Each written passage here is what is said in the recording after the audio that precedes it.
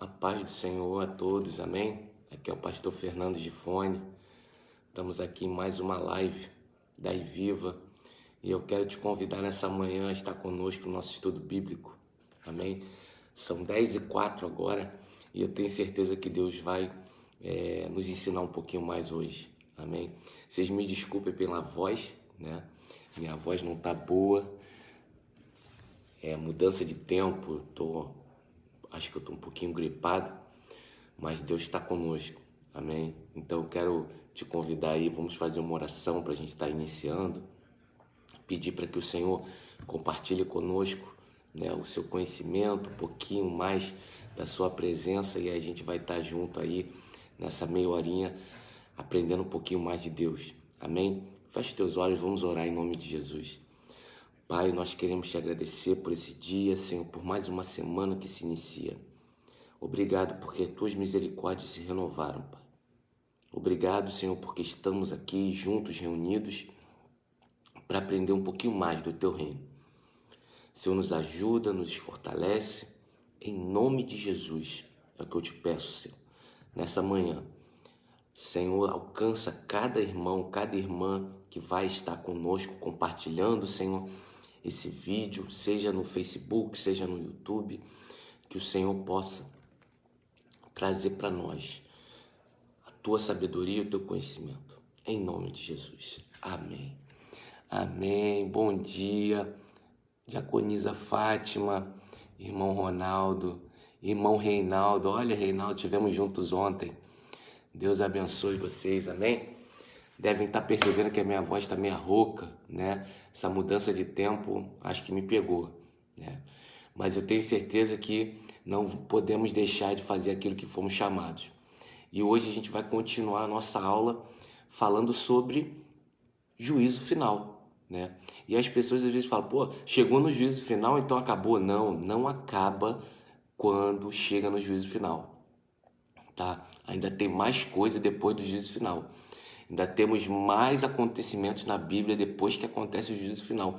O juízo final não é o final, é apenas o juízo final.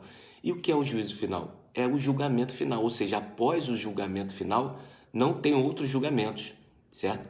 É como se a gente estivesse no Supremo Tribunal. Depois que foi julgado pelo Supremo Tribunal, ninguém mais julga, né? O juízo final é isso, amém? Então, nós vamos aqui ler um pouquinho sobre aquilo que o apóstolo João deixou escrito, né, sobre o juízo final. Amém? Lá em Apocalipse, capítulo 20, versículo 11. Irmã Cris, André, a paz do Senhor. A paz do Senhor para vocês, amém? Então vamos ler lá em Apocalipse juntos, Apocalipse 20, versículo 11. A gente vai ler a passagem sobre o juízo final, tá? Então, quem puder acompanhar conosco, né, faça a leitura conosco. Então, vou começar a ler aqui, versículo 11 de Apocalipse 20. Eu vi um grande trono branco e estava sentado sobre ele, de cuja presença fugiu a terra e o céu, e não se achou lugar para eles. Olha só. E vi os mortos, grandes, pequenos, que estavam diante do trono. E abriram-se os livros. E abriu-se outro livro, que é o livro da vida. E os mortos foram julgados pelas coisas que estavam escritas nos livros, segundo as suas obras. E deu o mar os mortos que nele havia.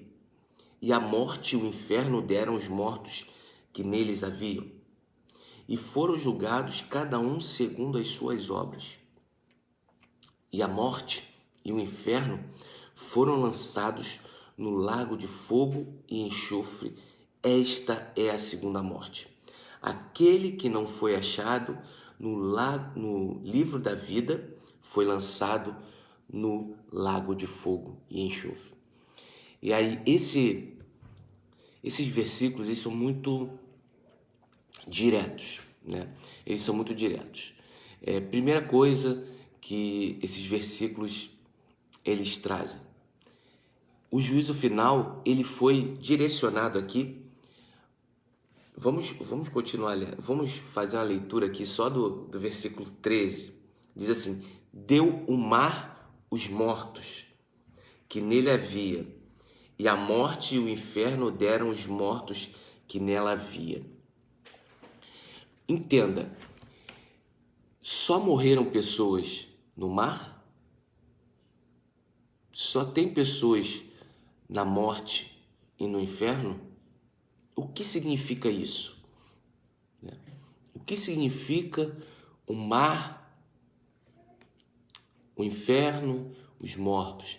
Por que o juízo final está sendo direcionado a essas pessoas? Então vamos lá. Na semana passada, nós falamos sobre a primeira ressurreição. E qual é a primeira ressurreição? É a ressurreição para a vida eterna, certo? A ressurreição para a vida eterna é a ressurreição que Cristo ressurgiu dos mortos e com ele alguns santos ressurgiram. Essa é a etapa da primícia. Tem a ressurreição do arrebatamento da igreja. Quando Jesus arrebatar a sua igreja, os mortos que morreram aguardando a promessa ressuscitarão, encontrarão com Jesus nos ares e receberão, né, suas coroas. Então essa é a primeira etapa, a etapa da ressurreição para a vida, a etapa do arrebatamento. Então nós temos aí a etapa das primícias, que é a ressurreição com Cristo, quando Cristo ressurge dos mortos. Alguns santos também ressurgem com ele, depois dele, né? Porque ele é sempre o primeiro. Nós temos a segunda etapa da ressurreição para a vida, que é o arrebatamento da igreja, né? O arrebatamento da igreja é a segunda etapa. A igreja, ela ressurge dos mortos, aqueles que estão mortos, e encontram com Cristo, certo? Nós temos a etapa das duas testemunhas, certo? Que as duas testemunhas serão mortas em praça pública, ficarão ali expostas e Deus ressuscitará eles, certo? Então nós temos a terceira etapa da ressurreição para a vida e nós temos a quarta etapa, que é a da segunda vinda de Jesus, quando Jesus ressuscita os mártires, certo? Para que eles reinem com Cristo durante 1000 anos na terra. Então aí nós temos 4 etapas da primeira ressurreição, que é a ressurreição para a vida, certo? E agora nós estamos falando do juízo final, onde vão haver ressurreições. E essas ressurreições não serão para a vida. Perdão. Então, quem ressurgiu dos mortos no milênio, ressurgiu, que é a última etapa da ressurreição para a vida, ressurgiu ali para a vida eterna. Ele não recebeu um corpo normal, recebeu um corpo glorioso. Então, todos os que receberam corpos gloriosos, eles ressurgiram para a vida. Diferentemente de Lázaro, quando Jesus ressuscitou Lázaro, Lázaro ressuscitou para ter uma vida normal. Ele não ressuscitou em corpo glorioso, certo? Foi uma ressurreição natural. Essas 4 etapas de ressurreição são 4 etapas de ressurreição para uma vida eterna, diferentemente da ressurreição de Lázaro, certo? Da ressurreição de outras pessoas que aconteceram, que encontraram Jesus ao longo da vida dele. Então nós precisamos entender que o juízo final, ele vai acontecer depois que essas 4 etapas de ressurreição para a vida, né, aconteceram. Por isso, a morte, o inferno e o mar entregam os mortos. Por quê? Porque todos aqueles que foram salvos, todos aqueles que já tiveram seu nome, né, proferido por Deus, chamado para a ressurreição da vida, já estão com Cristo, certo? Já estão, eles, né, já estão no céu com Cristo, já receberam o corpo glorioso. Então agora quem falta ser julgado? Aqueles que simplesmente não, né, aqueles que simplesmente não aceitaram a Jesus, aqueles que simplesmente tiveram a oportunidade de conhecer Deus, aqueles que puderam ter um encontro com Deus e não quiseram, agora eles vão ser julgados. E quem vai entregar eles para o julgamento? O inferno, né? O Hades, o mundo dos mortos, né? Que aqui o inferno é o mundo dos mortos, né? A morte, né? O mar. O que significa o mar? Tudo aquilo que é desconhecido. Às vezes uma pessoa morreu e não teve o seu corpo enterrado, né? Como é que fica? Como é que ela vai ressuscitar? Precisa do corpo para ressuscitar? Deus precisa de alguma coisa para fazer uma pessoa viver? Não, não precisa. Então o que Deus está falando é o seguinte: olha, eu vou trazer de volta à vida todos aqueles que morreram, né, para que eles sejam julgados. Independente se eles morreram no espaço, se morreram no mar, se morreram desintegrados, se não se achou o corpo, aonde estiver, eu vou reuni-los para o julgamento final.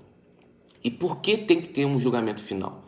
O julgamento final tem que haver para que não haja mais dúvida da justiça de Deus. Deus vai dar sempre, né, sempre uma oportunidade para nós nos justificarmos. Se lembra de Adão? Né? Deus já sabia que Adão tinha pecado, mas ele foi até Adão e perguntou: Adão, por que você está se escondendo de mim? E Adão falou: olha, eu estou me escondendo porque eu estou nu. E aí Deus perguntou para ele: quem te mostrou que você estava nu? É isso? Então, nós, a partir desse momento, nós tivemos o conhecimento do bem e do mal. Então, nesse momento do juízo final, Deus vai confrontar a humanidade com o conhecimento do bem e do mal, que foi a causa do seu pecado, né? A causa da queda do homem foi justamente desejar conhecer o bem e o mal. Então, no juízo final, Deus vai mostrar o bem e o mal para o homem e dizer: olha, aqui se encerra, né? Se encerra esse capítulo do conhecimento do bem e do mal. Vocês, a humanidade, já provou desse fruto, que é o conhecimento do bem e do mal, e viu que ele não leva à vida eterna. E o que leva à vida eterna não é a árvore do conhecimento do bem e do mal, mas sim a árvore da vida. E como nós podemos acessar a árvore da vida? Através de Jesus. Jesus é o que nos traz o acesso à árvore da vida. É aquele que nos traz acesso à vida eterna. E por isso nós, né, o servimos, porque Ele é o caminho, Ele é a verdade e Ele é a vida. Sem Jesus não existe nada disso. Então vamos ver como vai ser o julgamento dessas pessoas que vão ser chamadas no juízo final. Todo mundo vai ser chamado no juízo final? Não, somente aqueles que ainda não ressurgiram dos mortos. Porque quem já ressurgiu dos mortos já foi julgado. Por exemplo, a igreja, no arrebatamento da igreja, ela vai ser julgada. Você sabia disso? A igreja vai ser julgada. O tribunal que a igreja vai ser julgada, o apóstolo Paulo chama de bema, que é um tribunal para coroação, certo? Então, no dia do arrebatamento, a igreja, ela vai ser julgada, mas ela não vai ser julgada para condenação, ela vai ser julgada para coroação, certo? O bema é um tribunal que ele reflete, né? O seu simbolismo é muito parecido com aquele tribunal dos Jogos Olímpicos, onde os atletas são premiados com medalha de ouro, medalha de prata, medalha de bronze. Então, o bema é justamente isso. Cristo vai ressurgir dos mortos o seu povo e vai entregar para eles as suas coroas, as suas medalhas, aquilo que eles fizeram em vida, eles vão ser galardoados, né? É isso que é o bema. O juízo final não é um bema, não é um tribunal para coroação, é um tribunal para condenação, certo? Então somente participará do juízo final aqueles que forem condenados. E quem foi condenado? Quem foi condenado? Aqueles que não receberam Jesus Cristo como Senhor e Salvador da sua vida. Eles serão julgados nesse dia do juízo final. E como vai ser o julgamento dessas pessoas no dia do juízo final? Olha só, vamos ver o que está escrito aqui. Versículo 12. Todos, grandes e pequenos, serão julgados. Estavam diante do trono e abriram-se os livros. E abriu-se outro livro, que é o livro da vida. E os mortos foram julgados. Pastor, se você disse que somente as pessoas que ainda não ressurgiram vão ser julgadas, por que o livro da vida vai ser aberto? Porque existem pessoas que morreram em referência à guerra de Gog e Magog. Se lembra que antes, na semana passada, nós lemos que depois de 1000 anos, né, Satanás será solto, certo? Ele vai ser solto e ele vai enganar as nações, para que as nações queiram destruir a cidade santa, destruir Jerusalém e se revoltar contra Deus. Então as nações vão se revoltar contra Deus, vão pelejar contra Deus e Deus vai destruir, né? Está escrito aqui. E ele vai destruir. Versículo 10. Né? Eles vão se ajuntar em batalha e o diabo que os enganava foi lançado num lago de fogo e enxofre. No dia e de noite serão atormentados para todo sempre. Então preste atenção. Na guerra de Gog e Magog vão morrer pessoas. Pessoas tentando defender e pessoas atacando. Então existem pessoas que morreram nessa guerra de Gog e Magog depois do milênio que são salvos. Certo? E para essas pessoas, o nome delas vai estar escrito no livro da vida eterna. Então nós precisamos contextualizar tudo que a gente está falando, certo? Então nós vimos a sequência, né? É o que eu creio, tá? E aí cada um tem a sua sequência lógica, cada linha teológica tem a sua sequência. Mas o pastor Fernando aqui, ele acredita o seguinte, que a igreja será arrebatada antes da última semana de Daniel se iniciar. Então nós cremos na visão pré-tribulacionista, certo? Onde a igreja do Senhor, ela é arrebatada antes da grande tribulação. Então a igreja do Senhor é arrebatada antes da grande tribulação. Começa os últimos 7 anos proféticos de Daniel, que são a última semana, com a assinatura de um tratado de paz entre o anticristo e as nações. Recentemente, Israel e os Emirados Árabes fizeram um acordo de paz, certo? Então está se cumprindo, as profecias estão se cumprindo, certo? Mas existe uma lei, né, que é a lei do duplo cumprimento, que uma profecia, ela antes de ser cumprida na sua totalidade, ela pode ser cumprida parcialmente antes do seu cumprimento total. E essa lei está se cumprindo agora, né, nos dias de hoje, pandemia, doenças, fome, certo? Tratados de paz, guerras, tudo isso está acontecendo. É o cumprimento parcial das profecias que estão destinadas para o final na última semana, certo? Então a última semana ela vai começar com a apresentação do anticristo como governante do mundo, certo? E ele vai ser apoiado por 10 nações.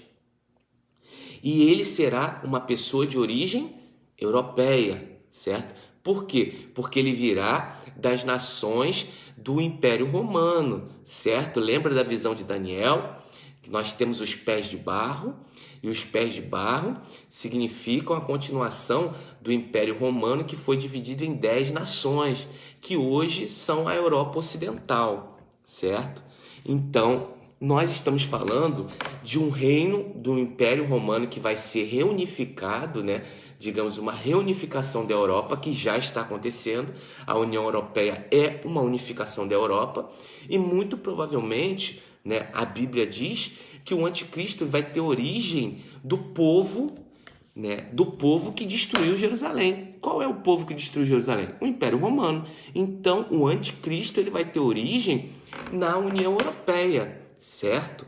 Então, o anticristo ele vai ser um líder da União Europeia que vai ser levantado, apoiado por todas as nações para que ele governe o mundo, certo? E aí, quando começar o governo do anticristo, nesse acordo de paz, vai começar, certo? Contar a última semana de Daniel, que são 7 anos proféticos, certo? Então, são 7 anos de 360 dias. Não são 365, porque o calendário judaico é diferente do calendário romano. Por que eu falo isso? Porque no final dos 7 anos, no último dia dos 7 anos, quando acabar o último dia, o que vai acontecer? Jesus Cristo vai voltar. Vai ser a segunda vinda de Jesus para a terra. E o que vai acontecer com a segunda vinda de Jesus na terra?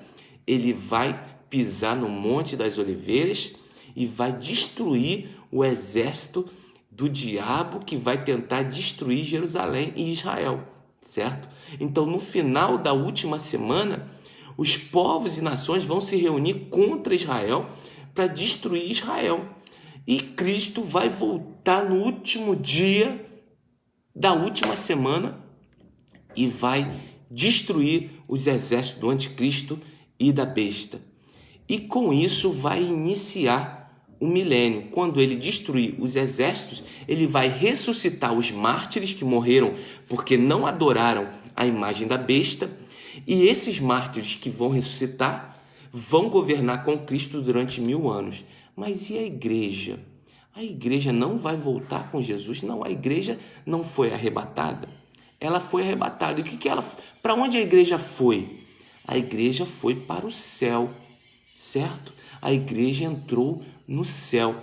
A igreja não estava no céu, pastor. Antes disso, a igreja estava no paraíso, que é uma das câmaras, digamos assim, um dos níveis de céu. Eu creio que o céu tem vários níveis, mas é o que eu creio, certo? Nós temos o primeiro céu, que é a atmosfera. Nós temos o segundo céu, que é o espaço sideral. Nós temos o terceiro céu, que é onde o apóstolo Paulo foi levado, que é onde está o paraíso, o Éden, certo? É o local onde os mortos, que ainda não receberam um corpo glorioso, estão aguardando o seu julgamento. Nós temos o quarto céu, que é a morada dos anjos. Nós temos o quinto céu, que é justamente ali a região onde existe a dinâmica, né, dos anjos e dos seres celestiais. Nós temos o sexto céu, que é a transição para o trono de Deus. E o sétimo céu, que é o lugar mais alto, que é onde está, né, a adoração 24 horas, 24 anciãos e os 4 seres viventes. É isso que eu creio. Está escrito isso na Bíblia? Não, eu creio isso porque isso é uma tradição, né, judaica que fala sobre isso. Então, cada um tem direito de crer naquilo que entende, né? Isso não está na Bíblia, mas eu creio que a igreja, aqueles que morreram em Cristo, vão estar aguardando no paraíso, como Jesus Cristo falou, que aqueles que morrem nele vão estar aguardando no paraíso. E aonde fica o paraíso? No terceiro céu, que foi aonde Paulo foi e viu coisas que ele não consegue descrever. Ele falou, no apóstolo Paulo, ele falou: eu fui ao terceiro céu e vi coisas inefáveis. Então, o terceiro céu é o lugar onde as pessoas que estão aguardando, né, a vida eterna vão estar ali aguardando a ressurreição para o arrebatamento. Então, quando os mártires, né, ressuscitarem, eles não vão para o céu, eles vão ressuscitar para estar com Cristo no milênio. E a igreja já está no céu. Então, uma vez você adentrou o céu, né, você não vai sair de lá. Você vai querer sair de uma posição. O único que saiu do céu e veio para a terra foi Cristo. O único que deixou o seu lugar de honra e se fez carne foi Cristo. É o único. Ele se humilhou, por isso que a palavra diz que ele se humilhou. E por que ele se humilhou? Porque ele deixou a sua forma perfeita e veio em forma humana, certo? E por isso ele se humilhou. Então, o único que se humilhou para deixar o céu e vir para a terra é Cristo. É o único. Uma vez a igreja ressurreta, adentrando o céu nas bodas do Cordeiro, ela fica no céu. E quem governa na terra com Cristo são aqueles que são ressurretos na etapa da segunda vinda de Jesus, certo? É a etapa da segunda vinda de Jesus. Então, aqueles que foram mortos durante a grande tribulação, que não aceitaram o governo do anticristo, eles ressuscitarão para reinar com Cristo. E o que vai acontecer depois, né, que o milênio acabar, que houver a guerra de Gog e Magog? Essas pessoas não morrem mais, porque elas receberam um corpo glorioso. Quando Deus derrotar o exército de Satanás, de Gog e Magog, que está tentando destruir Jerusalém, o que vai acontecer? Essas pessoas não vão para o juízo. Esses mártires que já receberam um corpo glorioso, eles não vão ser julgados, porque eles já foram julgados, eles já foram absolvidos, eles já receberam um galardão, que é o galardão de mártir, né? Mártir de Cristo na grande tribulação. Então agora eles não vão para o juízo, eles vão para aonde a igreja está, que é o céu, certo? Que é o quarto nível de céu, o quinto nível de céu, aí depende muito, né? Eu não sei, nós não sabemos tudo. A Bíblia diz que os mistérios são reservados para os filhos. Nós não sabemos, nós não podemos afirmar que é assim, que não é assim, mas nós cremos que Cristo falou. Ele disse: eu estou indo para preparar um lugar para nós. E se ele foi para preparar um lugar para nós, ele está preparando esse lugar. E esse lugar é muito bom, certo? Porque tudo que Deus faz é perfeito, é bom. Amém? Então, o julgamento final, ele vai acontecer. E aí as pessoas que vão serem julgadas no juízo final, prioritariamente, a maioria delas serão aquelas que foram condenadas, certo? Aquelas que foram condenadas. E elas vão ser julgadas como? Está escrito aqui: os mortos foram julgados pelas coisas que estavam escritas nos livros, segundo as suas obras. Então, isso está no versículo 12 de Apocalipse 20. Os mortos foram julgados pelas suas obras. Então, eles foram julgados pelas suas obras. Então, vamos lá. E ele diz o seguinte, no versículo 15: aquele que não foi achado no livro da vida foi lançado no lago de fogo e enxofre. E o que é a morte eterna? A morte eterna é o lago de fogo e enxofre. O que é a morte eterna? Nós temos a vida eterna. Jesus falou: o que é a vida eterna? Pergunta de seminário: o que é a vida eterna? Jesus disse: a vida eterna é que conheçam a Deus como o único Deus e a Ele, Jesus Cristo, como seu Filho, o enviado por Deus. Isso é a vida eterna. Se você conhece isso, você tem a vida eterna. E o que é a morte eterna? A morte eterna é ser jogado num lago de fogo e enxofre. O que acontece com uma pessoa que é jogada num lago de fogo e enxofre? É só você ver um filme ou subir num vulcão e ver como é que é um lago de enxofre, de fogo, de lava. O que é um lago de lava? É um lago onde você está vendo as coisas incandescentes ali pegando fogo, não é isso? É isso. É uma menção natural a algo espiritual. Então, é claro, eu não estou afirmando que é isso. Eu estou apenas fazendo uma comparação para que você possa tentar entender o que é a segunda morte. A segunda morte é quando as pessoas vão ser lançadas nesse lago. E o que acontece com tudo que é lançado num lago de lava? A lava engole aquele lago, aquele objeto, né, que é lançado no lago, e aquele objeto deixa de existir. Por quê? Porque ele se desintegra, certo? Porque a temperatura dentro do vulcão, da lava, ela é tão grande que ela consome toda a matéria.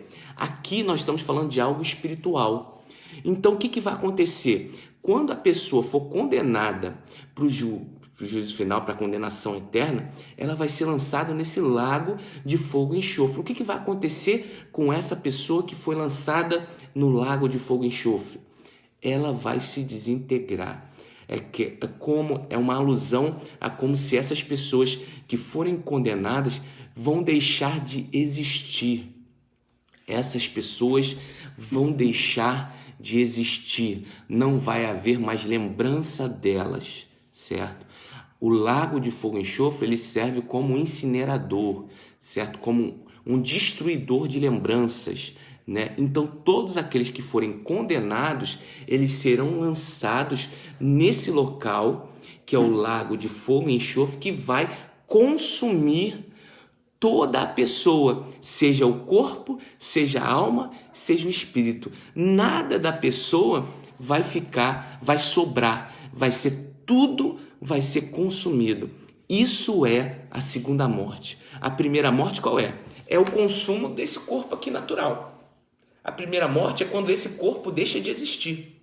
Mas a segunda morte não é apenas quando o corpo deixa de existir, mas é quando o corpo, a alma e o espírito da pessoa deixam de existir. Isso é a segunda morte. Amém? Então, quem vai viver a segunda morte? Aquele que não tiver o seu nome escrito no livro da vida eterna. Como eu faço para ter o meu nome escrito no livro da vida eterna? Você precisa entregar a sua vida para Jesus. Quando você entrega a sua vida para Jesus e diz: Deus, eu não consigo lutar sozinho, eu preciso de ajuda, eu quero que o Senhor controle a minha vida a partir de agora, me ensina como eu devo proceder, eu quero identificar a tua vontade. A partir desse momento que você deseja isso, faz essa escolha, é uma escolha, você entrega a sua vida para Jesus, você recebe a salvação. E o que é essa salvação? O seu nome é escrito no livro da vida eterna. Quem é que pode escrever o teu nome no livro da vida eterna? Só Ele que pagou o preço. O único que tem a tinta que escreve nesse livro. Quem é? É Jesus. O único que tem a tinta que escreve nesse livro é Jesus. E que tinta é essa que escreve nesse livro? É o sangue de Jesus. O sangue de Jesus é a única tinta que tem capacidade de escrever e de marcar o livro da vida. Por quê, pastor? Porque o sangue de Jesus é a única tinta que pode escrever no livro da vida, porque ele é o sangue perfeito, ele é o cordeiro pascal, ele é o sacrifício perfeito. Por isso que nós temos acesso à salvação, por causa da morte de Cristo. Se Cristo não tivesse morrido, nada disso poderia acontecer. Amém? Então nós vamos continuar na próxima semana, certo? Temos mais na próxima semana, nós vamos ver sobre os novos céus e nova terra. O que vai acontecer depois do juízo final. E eu quero te convidar hoje à noite para estar conosco lá na Igreja Missionária Viva com Cristo, Rua Dias da Cruz, 918. Nós teremos a presença do pastor Aaron, Pastor Aaron de Paquistão, estará conosco hoje à noite, trazendo a mensagem. Ele é um amigo da igreja, Eu tenho certeza que Deus vai edificar, vai trazer uma mensagem da parte de Deus para a sua vida. Esteja conosco. Se você não puder estar conosco, nos acompanhe no Facebook, no YouTube. Eu tenho certeza que Deus vai edificar a sua vida. 6h nós estaremos começando o nosso culto. Se você puder levar 1 quilo de alimento não perecível para a igreja, para nos ajudar a abençoar famílias. Muitas famílias têm nos procurado. Se você puder levar à noite 1 quilo de alimento não perecível, a igreja está fazendo um trabalho para abençoar vidas. Ah, pastor, só recebe alimento quem é da igreja? Não.